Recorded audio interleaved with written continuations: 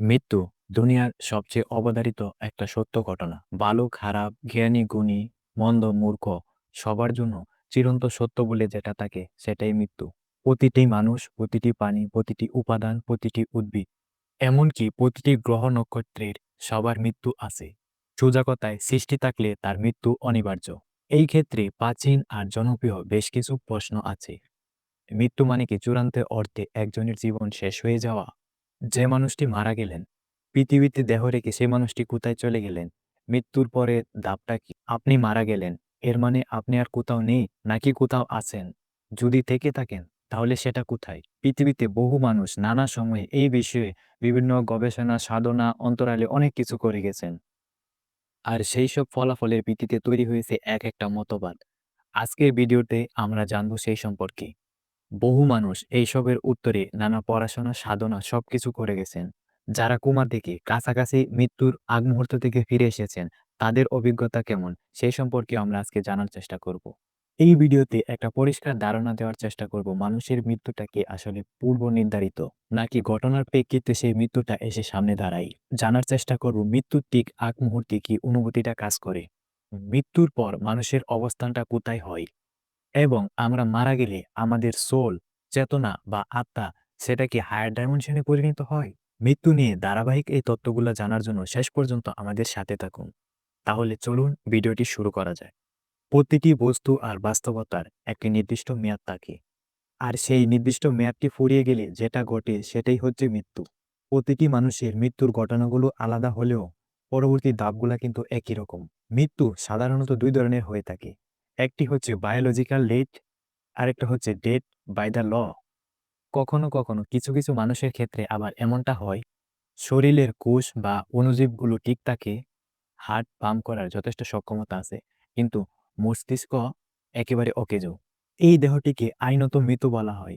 মস্তিষ্ক অকার্যকর হয়ে গেলে এই মানুষের ফিরে আসার কোনো সম্ভাবনা থাকে না। এসব ক্ষেত্রে মৃত্যুকে বলা হয় ডেথ বাই দ্য ল। আবার কখনো কখনো এরকম হয়, একটা মানুষকে স্থায়ী এবং অপরিবর্তিত সমাপ্ত ঘটে যায়, ফলে ওই প্রাণীটি টিকে থাকার আর কোনো সম্ভাবনা থাকে না। একটা নির্দিষ্ট সময়ের পর তার সেই নিতর দেহটি পচতে শুরু করে। এইটাকে বলা হয় বায়োলজিক্যাল ডেথ বা জৈবিক মৃত্যু। এখন প্রশ্ন হলো, মৃত্যু হওয়া মানে কি? মৃত্যু হওয়া মানে কি মানুষ আসলে চূড়ান্তভাবে শেষ হয়ে যাচ্ছে? আরিজোনা বিশ্ববিদ্যালয়ের স্টুয়ার্ট হ্যামেজন এবং ব্রিটিশ পদার্থবিদ রজার পেনরুলস একসাথে এর উত্তর খুঁজেছিলেন। তারা যে ফলাফল পেলেন এটা অনেকটা এরকম। মৃত্যু বলতে শরীর নিঃশেষ হয়ে যাওয়াকেই বোঝায়। মানুষের শরীরের ভিতরে যা থাকে সেটা হলো তার চেতনা। প্রচলিত ভাষায় যাকে বলা হয় আত্মা। মূলত দেহের মূল কাজ হলো চেতনা বা আত্মাকে বহন করা। এই চেতনাকে গ্রহণ করার জন্য নানা ধরনের হাড় চামড়ার বিশাল আয়োজনই হলো শরীর।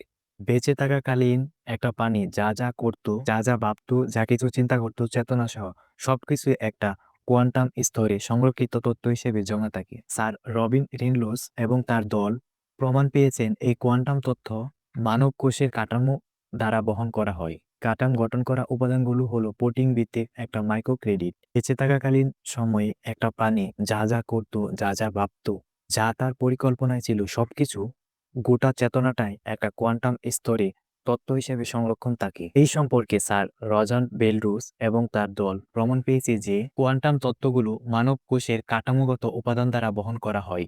এই কাঠামোগত উপাদানগুলো প্রোটিন ভিত্তিক এক একটা মাইক্রোটিবিউট, আর এই মাইক্রোটিবিউটকেই আমরা বলি শরীর। যখন একটি ব্যক্তি মারা যায়, প্রথমে যা হয়, কোয়ান্টাম তত্ত্বগুলো তার শরীর থেকে মহাবিশ্বে প্রকাশিত হয়। এমন একটা পরিস্থিতি হয় যে একজন মানুষ কোমাতে থাকে, অর্থাৎ জীবন মৃত্যুর সন্দিক্ষণ থাকে। এটাকে বলা হয় অচেতনতা বা আপাত মৃত্যু। যখন একটা মানুষ আপাত মৃত্যু থেকে পুনরুজ্জীবিত হয়, তখন এই কোয়ান্টাম তত্ত্বগুলো মহাকাশ বা মহাবিশ্ব থেকে আবার তার শরীরে ফেরত আসে। এই অভিজ্ঞতাটাকে আমরা বলি থাকি নিকট মৃত্যু। যদি সত্যি সত্যি মারা যান, তবে তার যে কোয়ান্টাম তত্ত্ব শরীর থেকে বাইরে প্রবেশ করেছিল, সেটা কিন্তু আর ফিরবে না। রজার টেন্ডুলসের এই ধারণাটি নিউ জার্সির বিখ্যাত ম্যাক্সের পদার্থবিদ্যা দারুণভাবে সমর্থন করেছিলেন। এবার আসুন ৫টি তত্ত্ব বা ৫টি থিওরি নিয়ে আমরা জানার চেষ্টা করি পরে আসলে কি ঘটে। এই ৫টি থিওরি বা ৫টি তত্ত্ব হচ্ছে সমান্তরাল মহাবিশ্ব তত্ত্ব, জোড়া তত্ত্ব, মহাজাগতিক তত্ত্ব, পুনর্জন্ম তত্ত্ব এবং মাত্রা তত্ত্ব। সমান্তরাল মহাবিশ্ব তত্ত্ব বা প্যারালাল থিওরি অনুসারে আমাদের অসীম সংখ্যক মহাবিশ্ব রয়েছে এবং যা কিছু ঘটেছে, যা কিছু ঘটতে পারে, সবকিছু একসাথে ঘটে না। এর মানে কিছু মহাবিশ্বে আপনি বেঁচে আছেন, আবার কিছু মহাবিশ্বে এমন কিছু পরিস্থিতি ঘটে যেখানে আপনি বা অন্যদের দ্বারা সিদ্ধান্তের কারণে আপনার মৃত্যু হতে পারে। অন্যদিকে সোলমেট তত্ত্ব বা জোড়া তত্ত্ব অনুসারে আপনার জন্মের একটা উদ্দেশ্য আছে, আর সেটা পূরণের জন্য আপনি অনেকগুলো মহাবিশ্বের বিভিন্ন জায়গায় ছড়িয়ে ছিটিয়ে আছেন। যেহেতু প্রতিটি সম্ভাবনা একটিতে বাস্তবে পরিণত হচ্ছে, সুতরাং একটি মহাবিশ্বে আপনি মারা গেলেও অন্য মহাবিশ্বে আপনি বেঁচে থাকতেই পারেন। সুতরাং এখানে মৃত্যুর আসলে কোনো অর্থ নেই। এইভাবে চিন্তা করলে দেখা যাচ্ছে মৃত্যু শেষ ঘটনা নয়, এবং আপনি সর্বদা মৃত, অথবা একই সাথে আপনি অসংখ্য মহাবিশ্বে জীবিত। এনজারের মতে আমরা সময় এবং বাইরে বিদ্যমান। আবার কসমিক থিওরি বা মহাজগতের তত্ত্ব অনুসারে আমরা প্রত্যেকেই পরিভ্রমণকারী। প্রতিটি মানুষ নির্দিষ্ট নিয়মে মহাবিশ্বের বিভিন্ন ধাপে ভ্রমণ করছে, এবং এই পৃথিবীতে আমাদের মৃত্যু হলে আমরা মহাবিশ্বের অন্য গ্রহ বা নক্ষত্রে স্থানান্তরিত হচ্ছি। অর্থাৎ আমাদের চেতনা মহাবিশ্বে অন্তর্গত অথবা অন্তর্গত নয়। তাই আমরা যখন মারা যাই তখন আমাদের চেতনা মহাজাগতিকতায় ফিরে আসে। যারা অলৌকিক কার্যক্রমে বিশ্বাস করেন তারা দাবি করেন কেউ মারা গেলে তাদের আত্মা আর কোথাও যায় না, পৃথিবীতে জীবিতদের সাথে অবস্থান করে। হিন্দু এবং বৌদ্ধ দুই ধর্মে মৃত্যুর পর পুনর্জন্মের উপর বিশ্বাস স্থাপন করে। আবার ডাইমেনশন থিওরি অথবা মাত্রা তত্ত্ব অনুসারে মৃত্যুর পরে চেতনা বা সোল বা আত্মা আবার থার্ড ডাইমেনশনে ভ্রমণ করে। আমরা পৃথিবীতে আছি থ্রি ডাইমেনশনে, মৃত্যুর পরে একই পৃথিবীতে আমরা থাকছি, কিন্তু আমাদের আমাদের অবস্থান হচ্ছে তার ঠিক উপরের ডাইমেনশনে, মানে ফোর্থ ডাইমেনশন থেকে উপরের দিকে যে কোনো ডাইমেনশনে। যেহেতু যারা এখনো জীবিত তারা নিচের ডাইমেনশনে থাকেন, যোগাযোগ স্থাপন করতে পারেন না। এবার আসুন কাছাকাছি মৃত্যুর অভিজ্ঞতা নিয়ে কথা বলি। মার্কিন চিকিৎসক ক্রিস্টোফার স্কেল, তিনি ১৯৯৯ সালে মৃত্যু নিয়ে মানুষের কাছাকাছি থাকা মৃত্যুর অভিজ্ঞতা নিয়ে গবেষণা করেন, এবং দীর্ঘ গবেষণার পরে কোভিডের বছরে অর্থাৎ ২০২০ সালে তিনি একটা বই প্রকাশ করেন। বইটার নাম হলো death is but a dream, finding hope and meanings at life end. এই বইটি মূলত তিনি তার রোগীদের যারা মৃত্যুর খুব কাছাকাছি থেকে ফিরে এসেছেন বা চোখের সামনে মারা গিয়েছেন তাদের অভিজ্ঞতা থেকে লেখা। মৃত্যু আপনাকে জীবনের একটি প্রতিবিম্বের উপরে দাঁড় করাবে। একটি মানুষ যখন মারা যাবে ঠিক তার আগ মুহূর্তে তার জীবনে ঘটে যাওয়া সবচেয়ে গুরুত্বপূর্ণ ঘটনাগুলো তার সামনে আসতে থাকবে। মৃতপ্রায় মানুষটি বিষয়গুলোর উপর তখন ফোকাস করা শুরু করে। এমনভাবে এই বিষয়গুলো তার সামনে চলে আসে, তখন তিনি সবকিছু ভুলে গিয়ে সেই স্মৃতিগুলোর উপরে ফোকাস করতে থাকেন। এমনও হয় তার জীবনে ঘটে যাওয়া সবচেয়ে আনন্দঘন মুহূর্তটি তার মৃত্যুর আগ মুহূর্তে তার সামনে এসে মনে পড়ছে। সেই সময় মৃত্যুর কাছাকাছি থাকা মানুষটি তার জীবনে ঘটে যাওয়া সবচেয়ে গুরুত্বপূর্ণ ঘটনাটি মনে করতে করতে প্রশান্তির সাথে মৃত্যু যন্ত্রণা তাকে কাবু করতে পারে না। আবার অনেকের সাথে এরকমটা হয়, কোনো মানুষ মৃত্যুর ঠিক আগ মুহূর্তে তার জীবনে ঘটে যাওয়া সবচেয়ে কষ্টকর মুহূর্তটির কথা মনে পড়ে, এবং সেই মানুষটি তীব্র আতঙ্ক এবং ভয়ে শ্বাসকষ্ট শুরু হয়। তখন মৃত্যু যন্ত্রণা কয়েক গুণ বেড়ে যায়। আসলে প্রতিটি মানুষের মৃত্যুর ঘটনাগুলো একেবারে আলাদা, কিন্তু অভিজ্ঞতাগুলো ঘুরে ফিরে আসলে দুই ধরনেরই। এক, স্থিরতা অথবা অস্থিরতা। এখন প্রশ্ন হলো কাদের স্থির মৃত্যু হয় আর কাদের অস্থির মৃত্যু হয়। মানুষ যখন ব্যক্তি জীবনে নিজেকে ক্রমাগত সম্মান প্রদর্শন করতে থাকেন, আত্মবিশ্বাসী থাকেন এবং খুব ইতিবাচক দৃষ্টিভঙ্গিতে চলাফেরা করেন, তার সাধারণত ভয়ানক কোনো স্মৃতি বা অভিজ্ঞতা গুলো মুছে গিয়ে সুখকর স্মৃতি বা অভিজ্ঞতাগুলো জমা হতে থাকে, এবং মৃত্যুর ঠিক আগ মুহূর্তে সেই সমস্ত সুখকর স্মৃতিগুলো তার সামনে আসতে থাকেন। বেশিরভাগ ক্ষেত্রে যেটা হয়, মৃত্যুর ঠিক আগ মুহূর্তে সেই সব মানুষগুলোর সামনে একটা আলোর দেয়াল দেখতে পান, এবং সেই দেওয়াল ভেদ করে যাওয়ার জন্য তিনি একটা আকর্ষণ অনুভব করেন। এমন সময় তাদের যে মৃত্যুটি হয় এইটাকে বলা হয় স্থির মৃত্যু।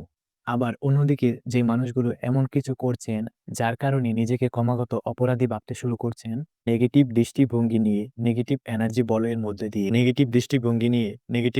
বলয়ের মধ্যে আছেন, সবচেয়ে বড় কথা হলো নিজের ভুলগুলোকে সঠিক প্রমাণের জন্য অন্যের উপর আগ্রাসন সৃষ্টি করছেন, তখন এইসব এনার্জি নেগেটিভ মেমোরি হয়ে জমা হতে শুরু করে, এবং মৃত্যুর ঠিক আগ মুহূর্তে সেগুলি ভয়ানক স্মৃতি হিসেবে সামনে আসতে শুরু করে। ফলাফল তীব্র চিৎকার করে একটা অস্থির পরিবেশ সৃষ্টি করা। চিৎকার দিয়ে চোখে মুখে আতঙ্ক সৃষ্টি করে তিনি মৃত্যুবরণ করেন। এবার আসুন সেই জনপ্রিয় প্রশ্নে আসি, মানুষের মৃত্যু কি পূর্ব নির্ধারিত? অনেকেই বলেন কপালে মৃত্যু লেখা থাকলে সেটা হবেই। আসলেই কি তাই? যে মানুষটি প্রচণ্ড আবেগপ্রবণ হয়ে ফ্যানের সাথে দড়ি ঝুলিয়ে নিজেও জ্বলে গেলেন কিংবা একটা ছুরি দিয়ে নিজেকে আঘাত করে মারা গেলেন, কারণ আপনি কি বলবেন তার মৃত্যুটা পূর্ব নির্ধারিত ছিল? আসলে প্রতিটা মানুষের মৃত্যুর ঘণ্টা এগিয়ে আসা বা পিছিয়ে যাওয়া সেটা নির্ভর করে তার তাৎক্ষণিক দীর্ঘমেয়াদী কোনো সিদ্ধান্তের উপর ভিত্তি করে। ধরুন, একজন তার নিজের খাদ্য তালিকায় অস্বাস্থ্যকর খাবার রাখছেন এবং অনিয়ন্ত্রিত জীবনযাপন পরিচালনা করছেন। তার শরীরের কার্যকারিতা তো স্বাভাবিকভাবেই কমে আসবে। জটিল রোগে পড়ার একটা সম্ভাবনা থাকবে। কেউ আছেন যারা খুব পরিচ্ছন্ন এবং সাবধানী জীবনযাপন করেন, স্বাভাবিকভাবেই তার মৃত্যু দেরিতেই হবে। কিংবা দুর্ঘটনা বা প্রাকৃতিক দুর্ঘটনায় বাস্তবতায় যেসব মৃত্যু হয়, জন্য কিন্তু কেউ না কেউ দায়ী থাকে। প্রচণ্ড ঝড় বা ভূমিকম্পে আপনি যদি নিরাপদ কোনো আশ্রয়ে না যেতে পেরে মারা যান, সেই দায়টা কিন্তু আপনার। আবার একটি সড়ক দুর্ঘটনা তখনই ঘটে যখন একটি গাড়ি অস্বাভাবিক হয়ে যায়। এই বাস্তবতায় এই সমস্ত মৃত্যুর জন্য এই কারণগুলো দায়ী। এই পৃথিবীতে যুগে যত মহাপুরুষের আগমন হয়েছে, মৃত্যুর ক্ষণ নিয়ে তাদের একটা বক্তব্য আছে। তাদের মতে মানুষ এই পৃথিবীতে এমনি আসেনি। প্রতিটি মানুষের জন্মের একটা উদ্দেশ্য আছে, যেইটাকে পারপাস অফ লাইফ বলা হয়। এবং এই একটা দৃশ্যে একটা নির্দিষ্ট দায়িত্ব পালন করার জন্যই প্রতিটি মানুষের জন্ম হয়েছে। যদি কোনো মানুষ ঠিকঠাকভাবে সেই দায়িত্বগুলো পূরণ করে ফেলেন বা এমন হয় এই মানুষটির আচার-আচরণ তারা এই পৃথিবীতে নিজের দায়িত্বটা ঠিকঠাকভাবে পূরণ করে মৃত্যুবরণ করে। দর্শক, তাহলে মৃত্যু নিয়ে আমরা এতক্ষণ এই আলোচনায় যা জানলাম তা নিয়ে যদি একটা সামারাইজ করা যায়, তাহলে ব্যাপারটা এরকম আসে যে মৃত্যু একটা বিভ্রম। যেই মুহূর্তে আপনি মারা যাচ্ছেন সেটা আপনার চূড়ান্ত মৃত্যু হচ্ছে না। বলা যেতে পারে এটা আপনার দেহের পরিসমাপ্তি। মৃত্যু হচ্ছে একটি রিয়েলিটি থেকে আরেকটি রিয়েলিটিতে যাওয়ার রাস্তা। এখন আপনি অন্য যেই রিয়েলিটিতে যাচ্ছেন, সেইটা নির্ভর করছে দেখতে আপনি কিরকম সেইটার উপরে। আপনি প্রোঅ্যাক্টিভ বা ইতিবাচক মানসিকতার মানুষ হলে আপনার মৃত্যুর পরে রিয়েলিটি হবে পজিটিভ। মৃত্যু তখনই হচ্ছে যখন আপনার পারপাস অফ লাইফ বা আপনার উপর অর্পিত দায়িত্ব ঠিকঠাকভাবে পালন করতে পেরেছেন বা আপনার দ্বারা সেটা পালন করা আর সম্ভবই না। যাই হোক, এই পুরো আয়োজনে আপনাদের মনে নানা প্রশ্ন জড়ো হতে পারে। সেই প্রশ্নগুলো আপনার কমেন্টের মাধ্যমে সুন্দরভাবে জানাতে পারেন। ধন্যবাদ ভিডিওটি দেখার জন্য।